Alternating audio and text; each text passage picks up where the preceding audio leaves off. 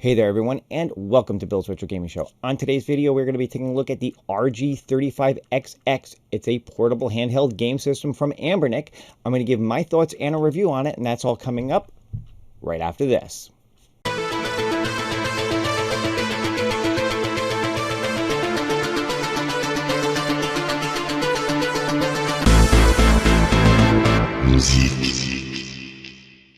Alright everyone, thank you guys so much for tuning in. If this is your first time on the channel, be sure to hit that subscription button, click the notification bell if you want to be notified every time I put up a new video. Give this one a thumbs up and leave a comment below if you want to be part of the conversation.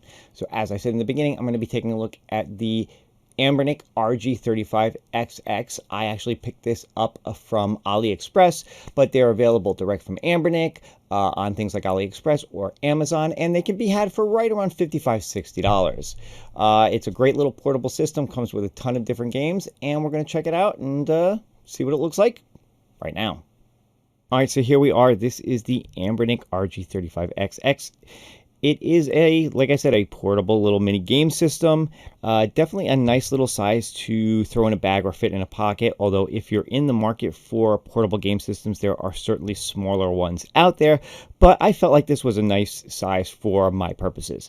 Now, this does come in multiple color configurations, including some translucent ones that kind of show some of the inner workings behind it. I like the gray because it really kind of reminded me of and kind of hit that vibe of an old school Game Boy, which is what I was really looking for in it. So I definitely like the color scheme on it. Now it comes with a 3.5-inch IPS screen. The screen is nice and clear, definitely easy to read, even for somebody like me whose eyesight is horrible. I can definitely read a lot of the wording on the screen without too much trouble. Now some of the other specs for this, and I'm just going to read these off. Some of you who are a little more technical than me probably know what some of these are, although I'm fairly familiar with a lot of them. But it does come, its main CPU is a quad-core ARM Cortex-A9. The GPU is a quad-core PowerVR SGX 544MP GPU. It does come with 256 meg of DDR3 RAM. And it does come with a 64 gigabyte micro SD card. Now, if you look on the side here, you'll notice that there are 2 slots for micro SD cards. It does come with the 164 gig. You can put a second one in here up to 512 gig. Now, some of the other notables on this is the fact that it does come with a 2100 milliamp battery, which they say lasts for about 5 hours. And in playing with this, I'd say that's probably pretty accurate. I think you'll probably get 3 to 5 hours of playtime on it between charges for sure, which is, you know, pretty comparable to what most of the other portable systems are that are out there.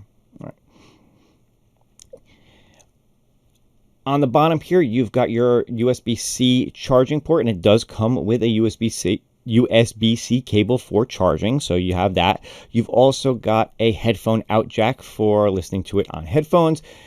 The little mono speaker right here is actually pretty decent. I think it does the job pretty well. I'm pretty satisfied with the sound that comes out of it. Hopefully you'll get to hear a little bit of that as I go through this. And then some of the other things is along the top here, you've got a HDMI out for plugging this into a TV and a couple of little LED indicators for whether it's on or the battery's charging, things of that nature. Along the side, you've got your volume rocker. And over here, you've got a power button and a reset button. Controls along the front are pretty straightforward. You've got a D-pad, you've got select and start buttons. And of course, you've got, your action buttons, your A, B, X, Y, and a button for getting back to the menu. And along the back, there are also your L1, L2, R1, R2 shoulder type buttons, which I think work pretty good. I know I've heard people complain about, how close they are together and stuff. My fingers are a little on the thin side, so I guess I don't have as much trouble with them as some people would. But hey, they're there, and they seem to work fine for what I've noticed. Now, in terms of the games that it allows you to play, it does allow you to play a pretty wide range of games. I think about as high as it goes is PS1. So there doesn't seem to be support on here for, say, Dreamcast or N64 or anything above a PS1. But I've also heard that you might be able to unlock that a little bit if you swap out the built-in OS. There is another OS that you can get for this known as Garlic OS. I plan on doing a video later on how to swap this over to that. This is what you're looking at here is the built-in OS that comes with it. And I will say that for the most part, it's serviceable. It gets the job done, but I can see why people might want to swap it out. On the menu here, you've got the game rooms, which gets you to all the different consoles and the games. You've got favorites. You've got history. You've got a search feature, and you've got settings. So you can pretty much get to, anything you want. You can set favorites in here and get to your favorite games faster. You can look at the history to go back and look at the games that you've played. You can search for a game because there are several thousand on here. So if you're looking to see if it's got a particular game, you could use that for searching. And then, of course, there's different settings features. Now, going over the games rooms list. Hopefully, you guys can make this out. All right, you got PS1. You've got Vertical Arcade. You've got CPS, Capcom games. You've got Neo Geo games. You've got some game hacks on here as well. MAME, again, is arcade-style games. You've got GBA, the original NES. You've got Super NES. You've got Sega Master System. You've got Mega Drive, Game Boy Color and Game Boy, PC Engine or TurboGrafx 16. You've got Neo Geo PC, which I believe was their portable, was the portable Neo Geo. You've got the Sega Game Gear, and you've got WonderSwan games. So you've got a pretty good plethora of game systems that are playable on here.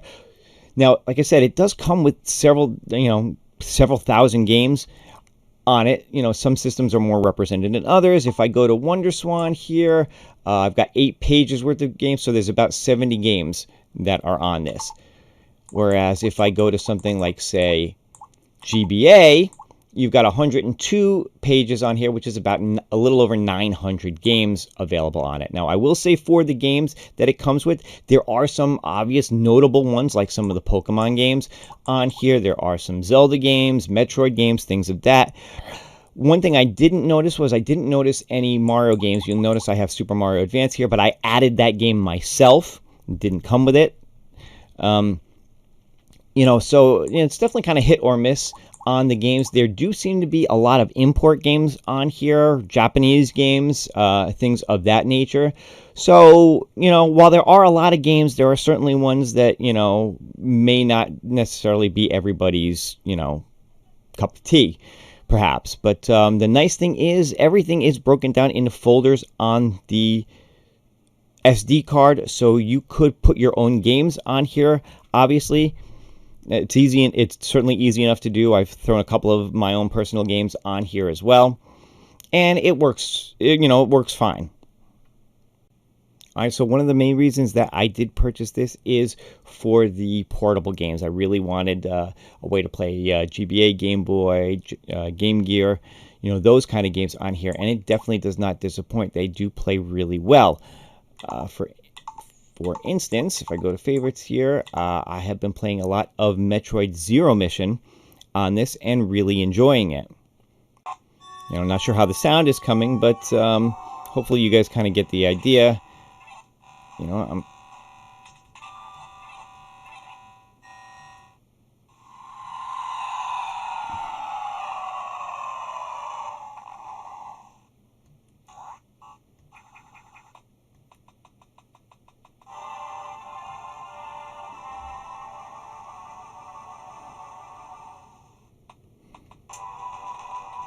Yeah, hopefully the sound is coming out all right, and you can, like I said, you can kind of get the idea here.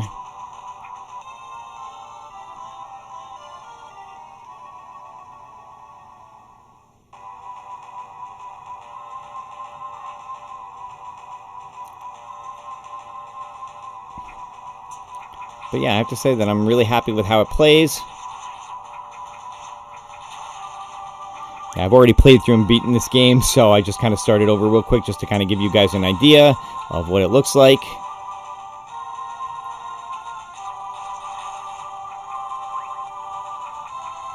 But there you go. That is a GBA game right there.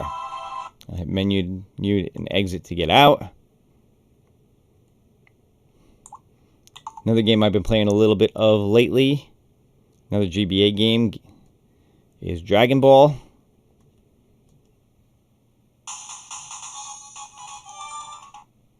A little kind of side-scrolling game.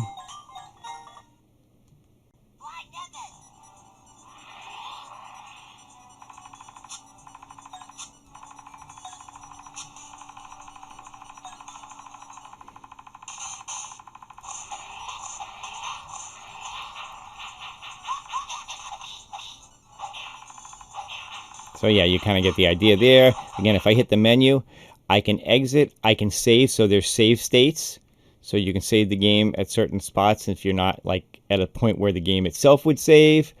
You can load from the save spot, you can restart, you can change the video display effects. Again, it depends on the system that you're playing, but like this one has HD, scan lines, fast, dot matrix, and you can change the brightness of the screen as well. I like it on level 3, which is kind of right in the middle. Just feels like a good brightness. I would imagine lowering the brightness would probably also save you some battery life.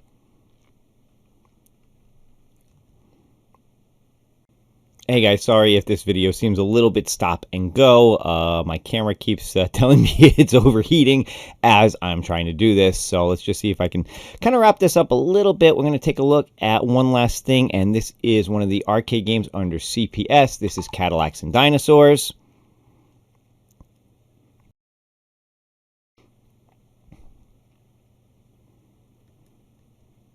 All right, here the game loads up.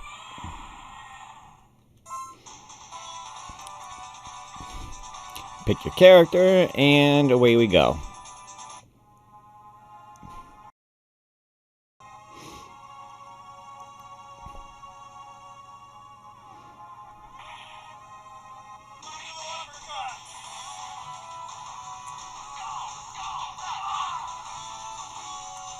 And you can see everything's pretty smooth on it. It really does play really well.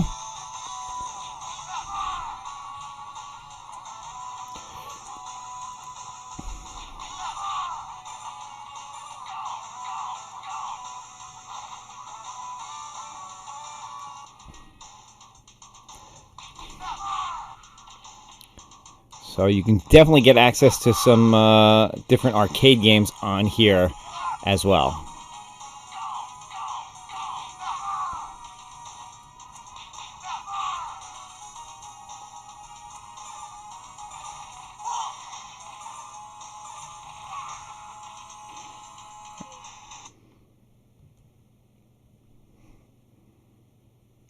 All right, and there you go.